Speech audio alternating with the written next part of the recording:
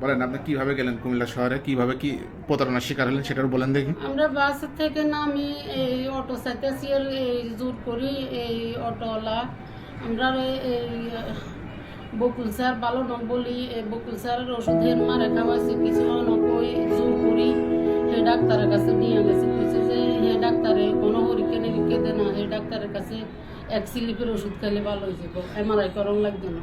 তারপরে কত টাকার পরীক্ষা করাইছিল? পরীক্ষা প্রায় 7,500 টাকার মতো গেছে।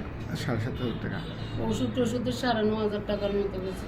এটা শুধু আপনি না, অ্যাভারেজ যদি আপনার অনেক রুগী যেটা হচ্ছে আপনার ইয়াতে জাস্ট অটো থেকে নামার পর অটোতে ওরা 3 থেকে 4 জন থাকে, 3 থেকে 4 জন মিলে একজন বলে যে অমুক ডাক্তার ভালো না, আরেকজন বলে আমি অমুক ডাক্তারের কাছে যাচ্ছি, আপনি যাবেন কিনা বলেন, এইভাবে করে রোগীগুলো নিয়ে যায়। অনেক জোর করে নিয়ে গেছে স্যার, আমি এক বুঝে কান্না পর্যন্ত করছি। আমি এমআরআই করতে গেছি, টাকাটা অনেক কষ্টে জোগাড় করি। কুমিল্লা শহরে এরকম 3টা হসপিটাল আছে এখন ফুললি দালাল বেস, মানে যারা এইভাবে অটো থেকে রোগী নামানোর পর ধরে নিয়ে চলে যায়। একটা হচ্ছে আপনার, যাক আমি নামগুলো না বলি, এটা হচ্ছে রুগীদেরও সচেতনার দরকার আছে। রুগীরা যদি সচেতন না হয় তাহলে পরে এটা থেকে মুক্তি পাবে না।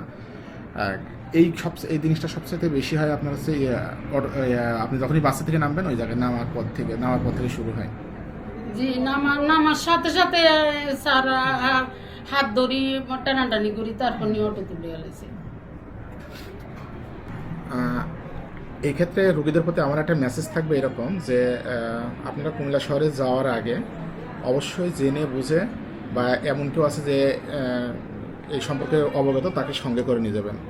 এবং শুধু চলে যাওয়ার পরে এইভাবে অটোওয়ালাদের খপ্পরে পড়ে, এবং অ্যাভারেজ তারা পরীক্ষা করায় হচ্ছে 8 থেকে 16,000 টাকার ভিতরে। আপনাকে যেমন 8,000 টাকা পরীক্ষা করাইছে, এরকম 8 থেকে 16,000, এবং এই অটোওয়ালার সাথে 50-50 ভাগ করে তারা এই কাজটা করে।